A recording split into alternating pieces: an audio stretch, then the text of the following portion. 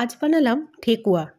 যদিও আমি খুব বেশি খাই না, তবে আমার বাড়ির লোকজনেরা খুবই ভালোবাসে। প্রতি বছর ছট পুজোয় বন্ধুবান্ধবরা দিলে দেখি ওরা খুব ভালোই খায়, তাই ভাবলাম এবছর বাড়িতেই বানাই।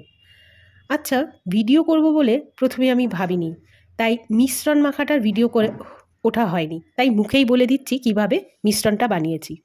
এতে নিয়েছি 2 কাপ আটা, হাফ কাপ সুজি, হাফ কাপ নারকেল কোড়া, 3/4 কাপ চিনি, একটু আখের গুড়, অল্প মৌরি এবং হাফ কাপ ঘি।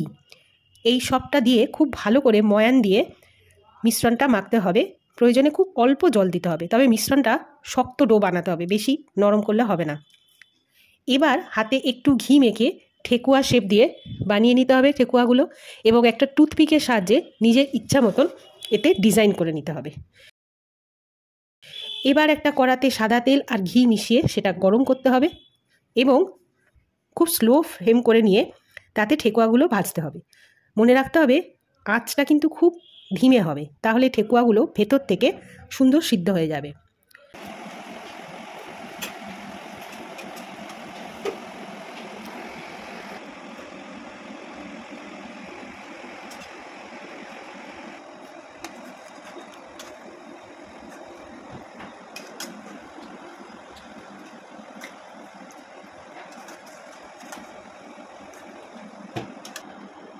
ব্যাস, ঠেকুয়া তৈরি। আমি তো প্রথম বানালাম, আপনারা জানান বানানোটা ঠিকঠাক হলো কিনা। ধন্যবাদ।